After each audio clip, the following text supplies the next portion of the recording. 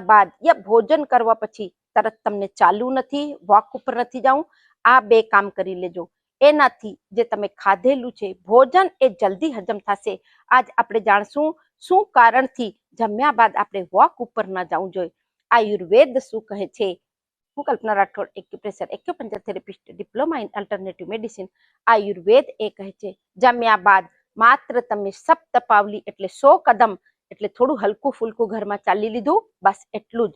અને यदि તમે લાંબો વોક ઉપર નીકળી જાઓ છો એનો વોક ઉપર શું કારણથી નથી જાઉં કારણ કે ભોજનને હજમ કરવા માટે એનર્જી જોઈએ છે, ઉર્જા જોઈએ છે, બ્લડની આવશ્યકતા છે અને यदि તમે વોક કરવા લાગો છો તો એ ઉર્જા એનર્જી બ્લડનો ફ્લો પૂરી પગ તરફ જશે અને ભોજન જલ્દી હજમ નહીં થાય।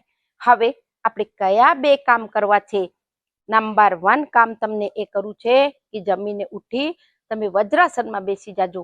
वज्रासन में बेसवानो तरीको ए छे कि बंने पगने तमे मोड़ी अने हिप्स उपर एटले अहींया लगावी अने एकदम स्ट्रेट बेसવું છે। सीधું स्पाइनल कार्ड ने एकदम सीधी राखजो अने बंने हाथने गोठण उपर मूकी अने रिलेक्स थईने 5 मिनिट थी 15 मिनिट सुधी करजो।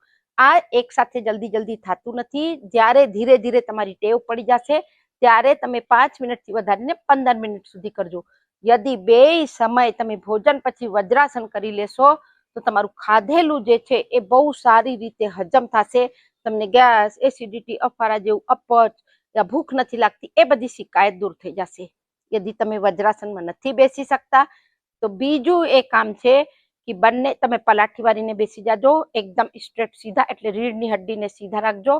एना बाद बंने हाथमां जे पहली आंगળી છે એને અંગૂઠાના જળમાં લગાવી ત્રણેય આંગળીને એકદમ સીધી પણ રિલેક્સ રાખી બંને હાથને ગોઠણ ઉપર મૂકી 5 મિનિટથી 15 મિનિટ તમે આ વાયુ મુદ્રા કરી લેજો। यदि બંને સમય ભોજન પછી તમે આ વાયુ મુદ્રા 5 થી 15 મિનિટ સુધી કરી લીધી તમને પેટના કોઈ રોગ નહીં થાય।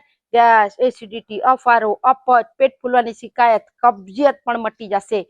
આ બે ઉપાય તમે જમ્યા બાદ કરીને 15 દિવસ કરીને જુઓ તમને સામે ચમત્કારિક રિઝલ્ટ મળશે। વધુથી વધુ લોકોને શેર કરો કારણ કે અત્યારે પેટથી લગતી એટલી પ્રોબ્લેમ વધુ લોકોમાં જોવામાં આવે છે। આ વિડીયો એ લોકોને હેલ્પફુલ થશે। સ્વસ્થ રહો, મસ્ત રહો, ખુશ રહો। નમસ્કાર।